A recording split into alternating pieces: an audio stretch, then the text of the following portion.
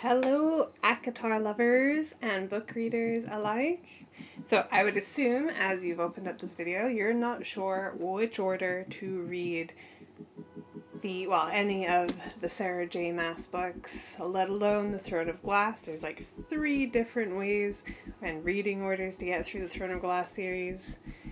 And then how and what order to read the entire J Maas world, series one after another, so that everything flows and ebbs nicely, including the Easter eggs and the little sneak bits that you discover throughout each different series that may or may not tie in with another series and other Easter eggs. So stay tuned, strap in, and let's get into this. Okay. So, the biggest one is the Throne of Glass series. Everyone's question is about Assassin's Blade. Do you read it first? Do you read it third? Do you read it fourth? I've seen 3 ways of doing this.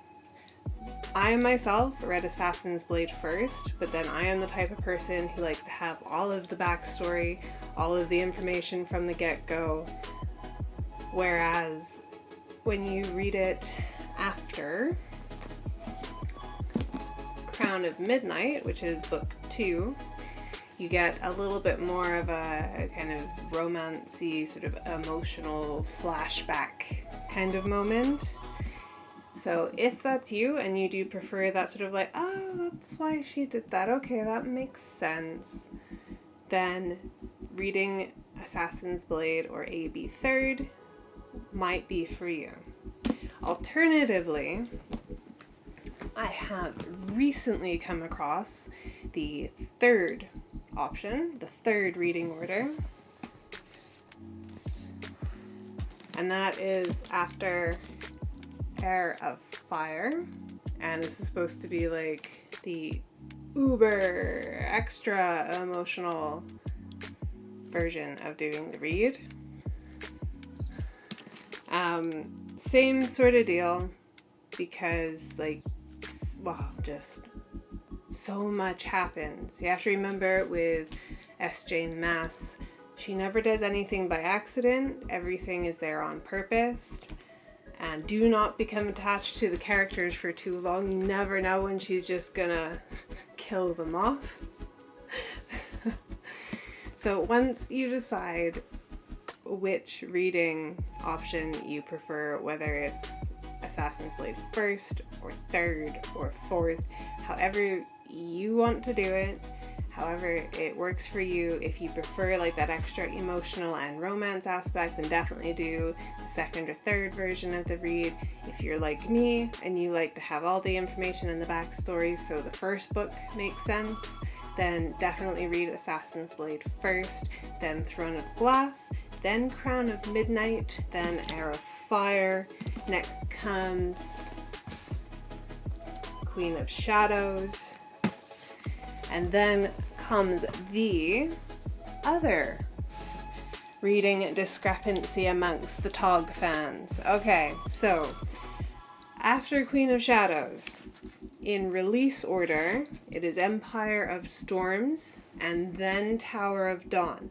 But the timelines of both of these books run along each other, side by side. So I will add the link in the description below, but there is a Google kind of how-to with the tandem read. It's what I plan on doing on my next time around. So always looking for buddies to do tandem reads with, so drop me a message if you're interested. So it is entirely up to you. Originally, I read these in release order, so I read this one first, this one second, and then went into Kingdom of Ash, which is why I want to try the tandem read, because I think I will enjoy it more that way. It'll be less sort of back and forth after finishing one book and going into the other. I didn't like how long I had to wait to get to Kingdom of Ash and get all those final answers. So personally, I think I would have changed the ability as far as like if I wasn't waiting for release to release, because I was obsessed with the series book by book as it was coming out. So the tandem read wasn't really an option for me at the time. But in retrospect, I kind of wish I waited and did the tandem read and then did Kingdom of Ash. Like, I think it would have been amazing. I don't know. I think she's the most clever author on the face of the planet. I'm one of her biggest fans, and I don't know how she does this complex world building and like connecting stuff, but I wonder if there was a way she could have kind of combined these books, because I mean, the size of that and the size of that, and then you consider some of her other books, I think she could have. But then we were all very eager to get our hands on these ones, weren't we? So I don't know. Okay, so we have established that you read Throne of Glass first as far as a series. We have also established the 3 different options for reading Assassin's Blade, and the who, what, where, when, and why for each of those 3 options. So after you have read Throne of Glass, I would then bring you into ACOTAR. Now, some people say to do ACOTAR first, but this is where, again, it's a bit back and forth, because there's something that happens in the Throne of Glass series that may be mentioned in this series, and I don't know, I think it's kind of nice, like the fact that Sarah J Maas wrote the Throne of Glass series first when she was still in high school, I think, and then came into the A Court of Thorns and Roses series. So I like the idea of sticking to that reading order because it's what she intended. Other people do start with the ACOTAR series first. There's nothing wrong with that. I think it completely comes down to preference. But if you're new to fantasy, then you might want to start with the ACOTAR series first, as the world building is a lot softer in this book. Not quite as complex as in TOG. Not that TOG is super complex with its world building, but there's like a lot of character POVs, and like the continent and the world, it's quite large. I mean, the world in this one does become large, but it's not quite as much as Throne of Glass. So beginners, start here. If you are well-traveled fantasy readers, start here. So after you've read A Court of Thorns and Roses, you will come to one of the most favorited books in the Sarah J Maas universe, A Court of Mist and Fury. Everybody loves this book.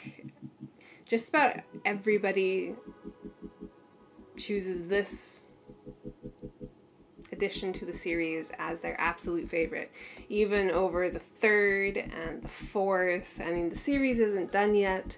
There's hopefully going to be another one released next year, but first we're waiting for another one of her series. That book release comes in January, right at the very end. I think it's like the 30th or the 31st of January, so whoop whoop. So after this one, you want to go into A Court of Wings and Ruin. This is a little bit heavier with the world building, only because of the politics. There's a war going on. It gets pretty busy, so get your tabs ready.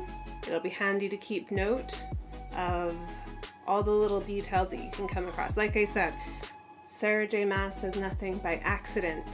So anything that might just seem small or insignificant, the name of a book, or maybe a weapon, or maybe a name, or a last name, you will never know what it is exactly that she's going to carry over from one series into another. So take note of anything that just kind of grabs your attention. After ACOTAR, there is a little kind of wedge-sized one, A Court of Frost and Starlight. This one, honestly, if I'm being totally honest, you don't really have to read it. It's like a taster for Silver Flames, like what's coming up. This is the prelude to Silver Flames, so it just kind of gives you an update on what everyone's up to, like the main characters, the maid family, and all of that stuff. Like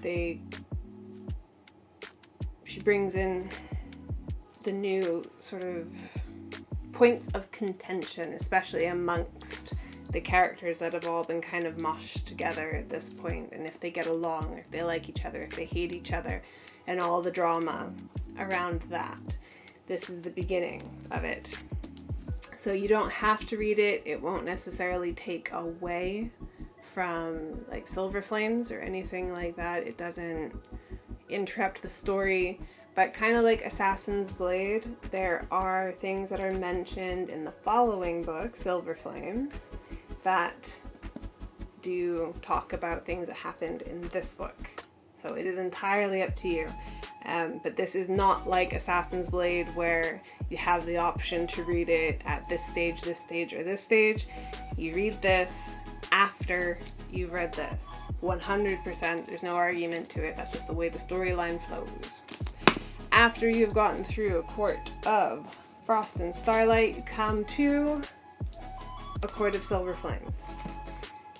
So this is all from another main character. Well, she wasn't a main character in the first few books. She was like a secondary character, one of Feyre's sisters, and this is all her point of view and her journey and her growth into herself and all of that kind of thing.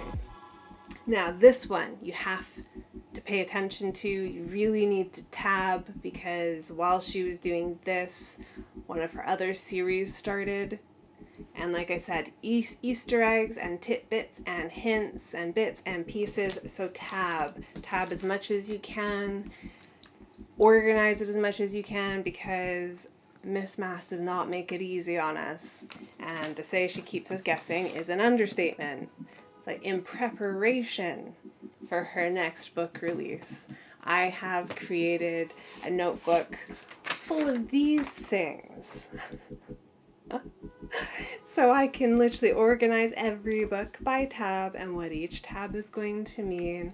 I can keep on top of the books so nicely that way, and it's going to make me feel so much better, and it will soothe the inner Sheldon who likes to have order amongst the chaos that Sarah J Maas always seems to cause in my brain. So, okay, after A Court of Silver Flames, and Nesta has done her finding herself and growth thing, you're going to move over to the Sarah J Maas adult fantasy world. Believe it or not, these are all considered YA.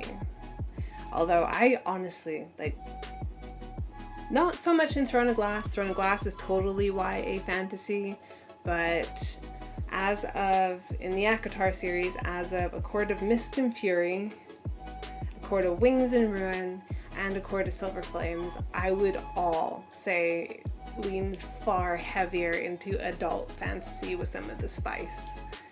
Because, yeah, it's intense. If you check below at the bottom of my screen, I will break down each book series as far as complete page count, spice count, all of that. You will get that down below, so just check that out for the extra specific details. Okay, so the final Sarah J Maas series that we know of, I do love that woman, House of Earth and Blood, Crescent City, Book 1. Now, intense world building, there is a lot of it, so again, you're going to be tabbing. Make sure you take notes of all the little things that jump out at you, again, because there are going to be shout outs, sort of, or hints back towards the other series, so just keep your eyes open for it. It reminds me so much of like the Marvel movies, where there's always a little Easter egg at the end. That's exactly what Sarah J Maas does with each of her books. As long as you're paying attention and you make note of it, you will see how often and how frequently Sarah J Maas does this, and especially when you get to the final series. Once you get to these books, it will just like, your mind's gonna go like boom, just Boom. Now, so yes, House of Earth and Blood is first, and then the second book in Crescent City is House of Sky and Breath. The third edition to this series comes out in January, and that is A House of Flame and Shadow, which I am eagerly and highly anticipating. In my opinion, both of these were 5-star reads. I've had some people who said that they struggled with this, and I've also heard people saying that they struggled with this because it was too heavy on the world building. I've even heard some people say that they DNF'd it. My jaw hits the floor when people say they DNF either of these books, because like from the first chapter I was enthralled in this world. It's like, I know it's complicated, but it's like, it's kind of dystopian where it's very modern day. You know, there's cell phones, there's electricity, there's cars, there's scooters, there's buildings, there's skyscrapers. It's not like in the other worlds where it's kind of steampunk, maybe a little Victorian sort of feeling, that kind of era, or even a little earlier, a little medieval, like especially in Throne of Glass, that's very medieval. So I don't know, like the world in this, for me, I didn't find it that hard to grasp. But yes, there's a lot of different houses, and each house represents certain kinds of beings, whether it's fae or wolves or sprites or dragons. Like, there are lots, but there's information pages at the beginning, and as long as you put those tabs in place, you're gonna be absolutely fine. And I promise you won't regret getting into this world. She has done an amazing job with her first adult fantasy. So in conclusion,